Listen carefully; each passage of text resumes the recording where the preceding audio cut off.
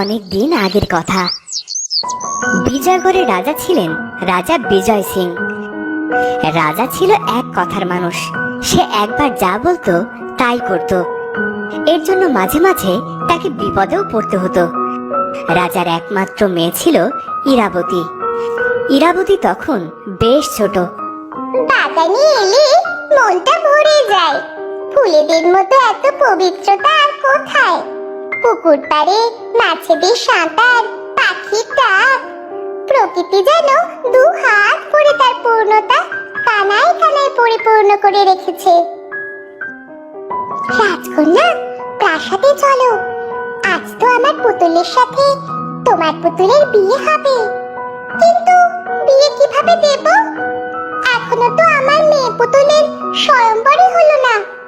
আশেপাশে থেকে একটাও রাজকুমার এলো না। পুতুলের বিয়েতে কি স্বয়ংবর হয়?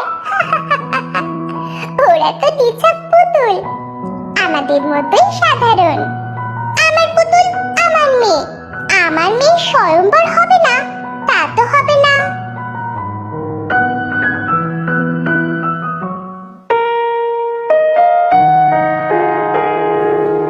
ইরাবতী, আমার রাজকন্যাটা কোথায় গেল? ইরাবতী, আমাকে তুমি ডেকেছো বাবা? আমি তো বাগানে ছিলাম বাবা। কি হয়েছে? আমি তো দূর গায়ে যাচ্ছি রাজ্যের কাজে। তোমার জন্য কি কি নিয়ে আসতে হবে মা? হ্যাঁ পিতা, আমার একটা টুনটুনি পাখি চাই। সোনার খাঁচায় বসে সে সোনার বাঁশি বাজাবে। আমার এমন একটা টুনটুনি চাই। পাখি? পাখি কি কখনো বাঁশি বাজাতে পারে? তবে তুমি চাইলে ওদের কথা শেখাতেই পারো। ঠিক আছে পিতা, তাই হবে। তবে আমার কিন্তু টুনটুনি পাখি চাই, ভুলে যেও না কিন্তু। বেশ, তাই হবে।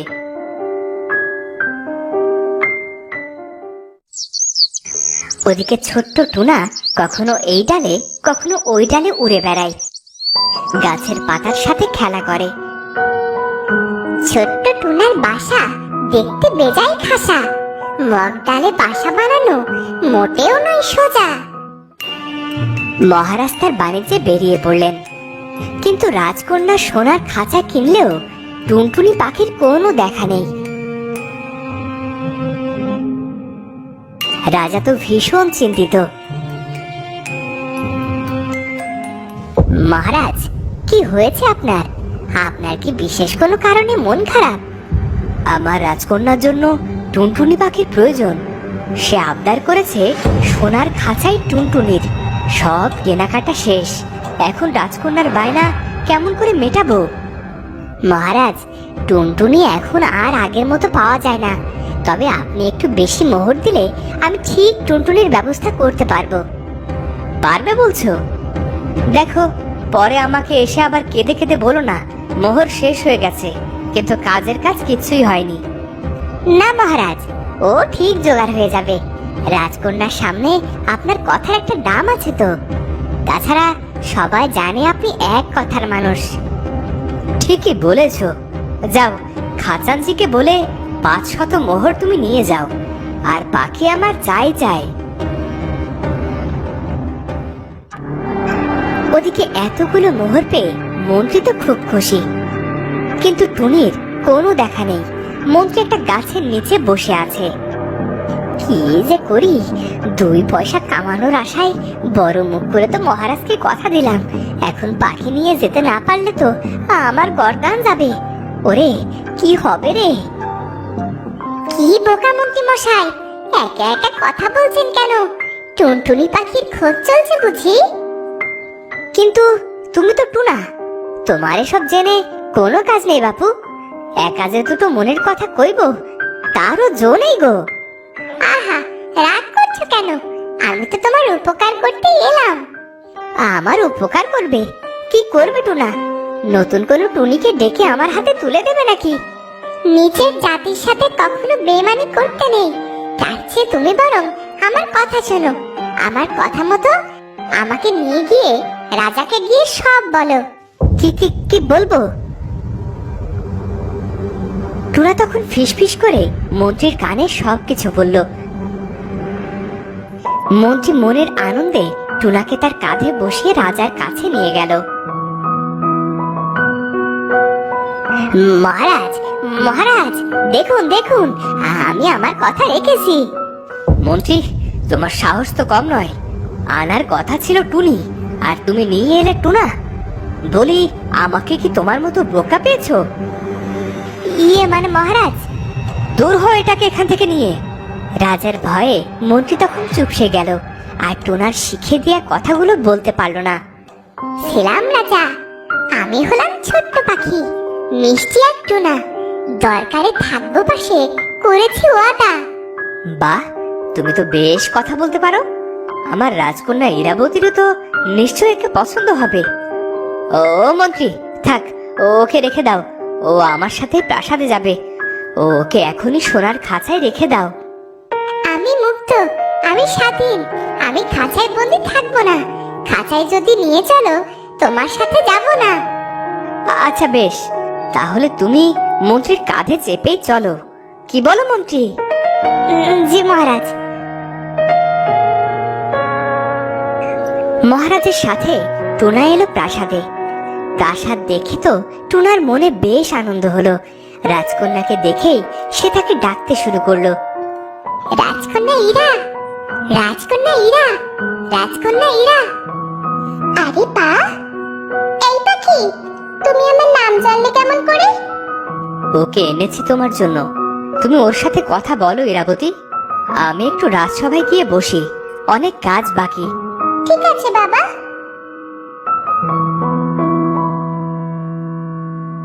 টুনার সাথে সময় কাটিয়ে রাজকন্যার বেশ ভালো দিন কাটতে লাগলো।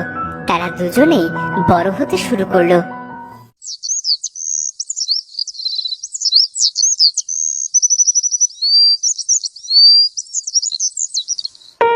মন্ত্রী, আশেপাশে সব রাজ্যে খবর পাঠাও।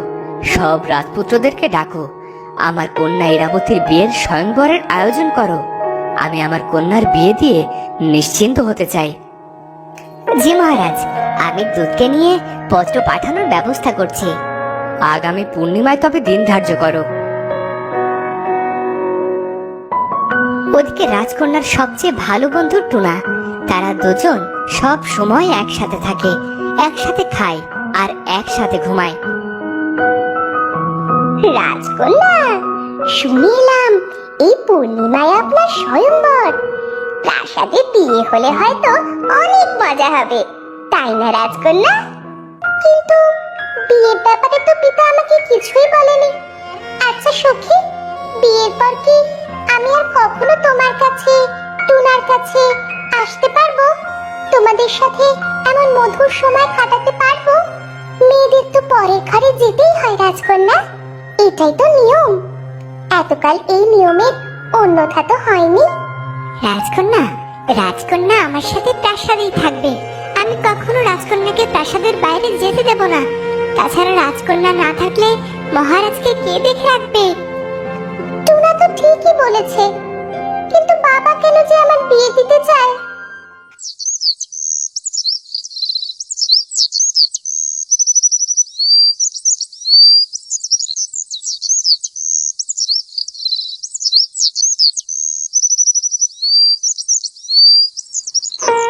কয়েকদিন পর রাজকন্যার স্বয়ংবরের ব্যবস্থা করা হলো। বেশ কিছু রাজপুত্র এলো রাজকন্যার সাথে দেখা করতে। রাজকন্যাকে দেখে রাজপুত্ররা নিজেদের মধ্যে ঝগড়া শুরু করলো। তারা সবাই রাজকন্যাকে বিয়ে করতে চাইল। থামো, থামো তোমরা। তোমাদের পছন্দ তো শেষ কথা নয়। আমার কন্যারও মতামতের দাম আছে। বলো ইরাবতী, তোমার কাকে পছন্দ? পিতা, আমি এমন একজনকে বিয়ে করতে চাই যার কাছে সবার আগে আমার গুরুত্ব বেশি হবে। তার মনে হানাহানি দূর, সে কাউকে আঘাত দেবার কথাও চিন্তা করবে না। তাকে রাজপুত্র হতে হবে এমন কোনো কথা নেই, তবে সে যেন ভালো মানুষ হয়।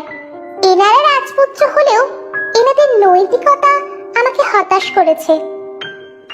স্বয়ংবর হয়ে গেলে রাজকন্যাদের দ্রুত বিয়ে দিতে হয়।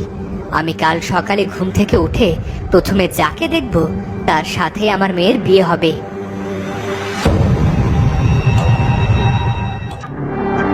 তখন রাজকুমারেরা কেউ মহারাজের কক্ষের বাইরে, কেউ পেছনের জানালায়, আর কেউ বা বারান্দায় দাঁড়িয়ে রইল। যদি মহারাজের সাথে প্রথম দেখা হয়ে যায়, কিন্তু হলো তার ঠিক উল্টো। রাজা দরজা খুলতেই টুনাকে দেখতে পেল। হায় হায়, শেষে কিনা একটা পাখির সাথে আমার কন্যার বিয়ে হবে। রাজকন্যা, আমি ছোট থেকে বড় হয়েছি তোমার সাথে।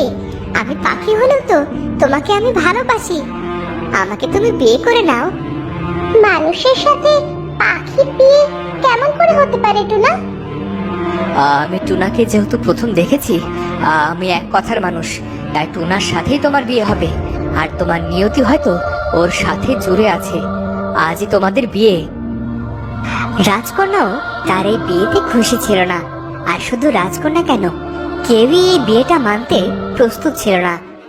কিন্তু যখনই মালা বদল করে বিয়েটা হলো, সেই মালা গলায় পড়তে টুনটুনি পাখিটি একটা রাজকুমারে পরিণত হলো।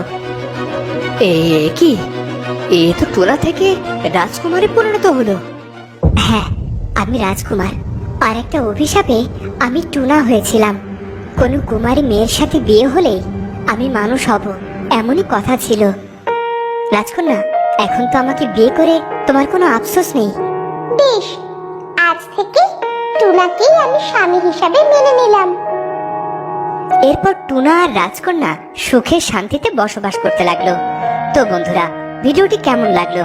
যদি ভালো লাগে তাহলে অবশ্যই চ্যানেলটি সাবস্ক্রাইব করে বেল আইকনটি বাজিয়ে দিও। দেখা হচ্ছে পরের ভিডিওতে। ধন্যবাদ।